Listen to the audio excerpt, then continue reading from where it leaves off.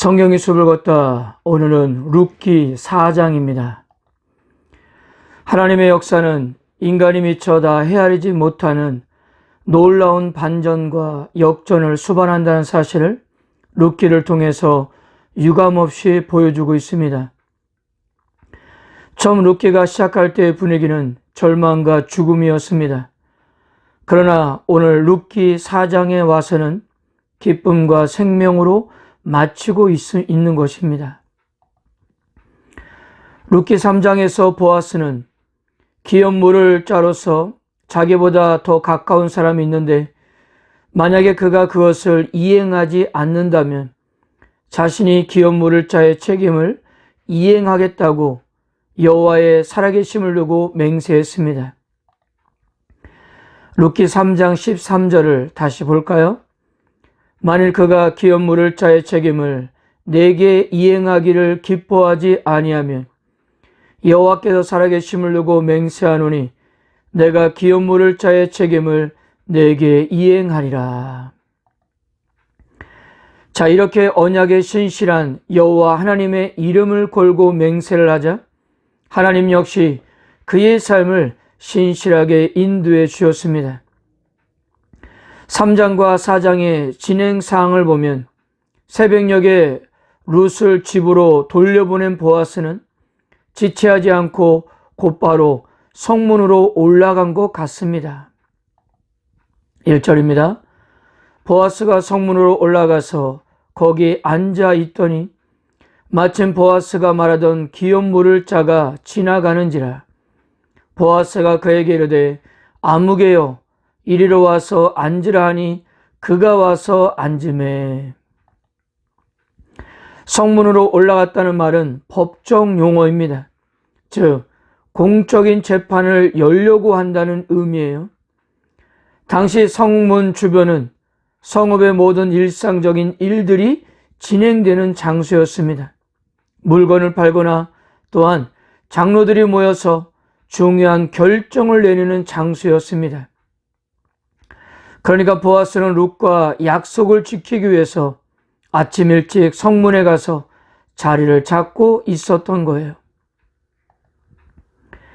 보아스가 자리를 잡고 앉은 지 얼마나 되었을까요? 마침 그곳을 그가 말한 기업 물을 자가 지나가고 있었습니다. 여기서도 2장처럼 마침내 왜 힘내라는 말이 사용되고 있어요? 2장에서 룻이 이삭을 주우러 우연하게 보아스의 밭에 이르렀고 때마침 하나님께서는 보아스를 그 자리에 도착하게 하셨어요. 4장도 마찬가지로 보아스는 룻과의 약속을 지키기 위해서 성문으로 올라갔는데 때마침 하나님께서는 그 기업 물을 자를 그곳으로 지나가게 하신 것입니다. 우리들의 눈에는 우연처럼 보이지만 그래서 깜짝 놀라게 하는 일들이 결국은 하나님의 섭리 속에서 이루어지는 일이었던 것을 이렇게 알 수가 있는 것입니다. 자, 그런데 여기서 룻기의 성경 기자는 이 기업 물을 자를 가리켜 아무개라고 이렇게 표현을 했다는 거예요. 성경학자들은 우리말 아무개가 이 단어를 가장 적절하게 번역한 말이라고 그렇게 하고 있습니다. 보아스는 분명 이 사람의 이름을 알고 있었으며 그래서 보아스는 그 사람의 이름을 불렀을 것입니다. 그러나 성경기자는 의도적으로 그를 아무개라 부르며 그의 이름을 언급하지 않고 있는 것입니다. 왜 그랬을까요? 이것은 수개월이 지나도록 기업 물을 자격이 있었던 그는 아무 일도 하지 않았고 이후에도 기업 물으기를 거절했기 때문이었을 것입니다. 이처럼 하나님의 기업 물으기를 거절한 사람은 그 이름조차도 성경에 기록되지 않게 하기 위함이었고 사람들의 기억에도 남기고 싶지 않았기 때문이었을 거예요. 경제적인 이득을 따지는 안목이 아무리 탁월해도 하나님은 하나님의 기업과 상관없는 그를 이름조차 기억하고 싶지 않았던 것입니다. 그래서 그는 하나님 앞에 무명한 자가 되고 말았던 거예요. 사랑하는 성도 여러분, 이 땅에서 아무리 유명해도 하나님이 기억하기 싫은 사람이 되는 것이 얼마나 두려운지를 알아야 합니다. 결국 아무개는 하나님의 역사에 이름을 남기지 못한 채 저 뒤편으로 사라지고 말았어요. 그래서 아무개는 자신의 권리를 포기하면서 보아스에게 자신의 신을 벗어서 주었습니다. 당시 신발은 개인의 소유를 상징했는데요. 그래서 신발을 벗어서 상대방에게 준다는 것은 자신의 소유를 양도한다는 뜻이었습니다. 그리고요, 이 신을 벗는 행위는 이스라엘 사이에서 수치스러운 일로 여겼다는 거예요.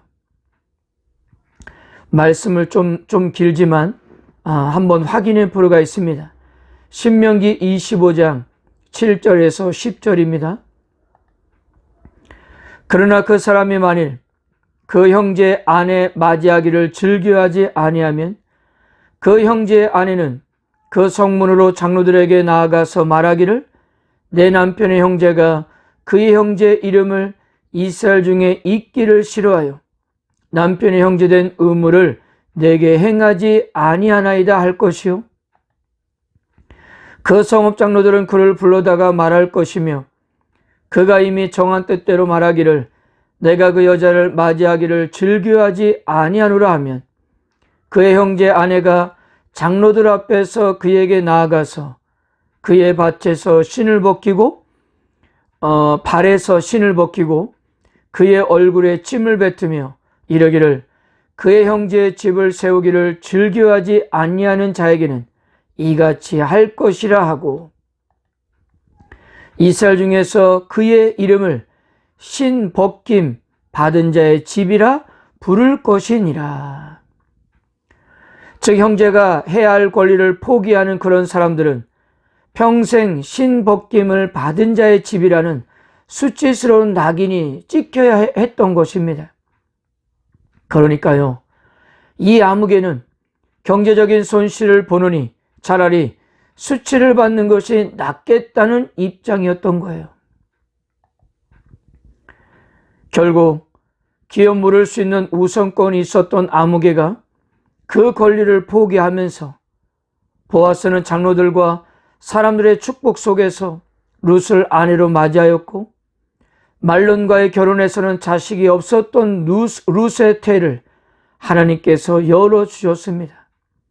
그래서 아들을 낳고 섬기는 자, 종이라는 이름으로 오벳이라는 이름을 이렇게 붙였던 것입니다. 그리고 성경 기자는 여기에 더 놀라운 사실을 알려주고 있는데요. 17절입니다. 그의 이웃 여인들이 그에게 이름을 지어주되 나오미에게 아들이 태어났다 하여 그의 이름을 오벳이라 했는데 그는 다윗의 아버지인 이새의 아버지였더라. 그러면서 다윗까지 이어지는 계보를 소개하는 것으로 룻기를 마치고 있습니다. 사랑하는 성도 여러분, 사사시대와 같이 암울한 시대에도 하나님은 룻과 보아스 같은 믿음의 사람을 예비하셨고 그들을 통해 다윗 왕이 태어나도록 역사하셨습니다. 룻기의 성경 기자는 그 사실이 너무나 중요하기에 이 책의 마지막에 그 사실을 명시하고 있는 것입니다. 그런데 신약적인 관점에서 보자면 그보다 더 중요한 사실이 있지 않습니까? 그것은 다윗의 계보에서 예수 그리스도가 오셨다는 거예요. 사사시대와 같이 험악한 세상 속에서도 하나님은 여전히 일하시며 메시아가 올 길을 예비하셨던 것입니다. 사랑하는 성도 여러분, 오늘도 마찬가지입니다. 어려운 일이 많고 살기 힘든 시대이지만 이때에도 하나님은 여전히 일하시고 계신다는 사실을 믿으시길 바랍니다. 보아스가 룻을 아내로 삼고 나오미의 기업을 무르기를 위해 쉬지 않았던 것처럼 하나님은 지금도 쉬지 않고 우리 가운데서 일하고 계신다는 거예요. 그리고 무엇보다도 예수 그리스도는 우리의 영원한 기업 물을 자 곧 고엘이 되어 주었습니다. 그분은 우리의 텅 빈 인생을 가득 채우는 보아스였던 거예요. 율법의 저주로 영원히 죽을 수밖에 없었던 우리들을 찾아와 당신께서 직접 피 흘리셔서 우리의 죗값을 담당하셨습니다. 죄인이었던 우리들의 신분을 하나님 자녀의 신분으로 옮겨 주셨어요. 아무 소망이 없었던 나오미와 룻에게 보아스가 소망이 되었던 것처럼 죽음으로 절망할 수밖에 없는 우리들에게 예수님은 산 소망이 되었던 것입니다. 그러므로 이것이 우리에게는 큰 위로와 소망이 되는 거예요. 왜 그렇습니까?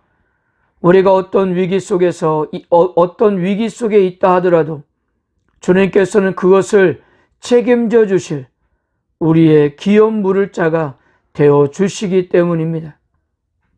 이런 영적인 현실에 우리가 눈을 뜰 수만 있다면 우리의 인생은 놀랍게 달라지게 될 것입니다. 즉, 하나님의 놀라운 은혜를 매일 경험하게 될 것이에요. 사랑하는 성도 여러분, 우리들은 이미 이 놀라운 하나님의 헤세드를 경험한 자들입니다.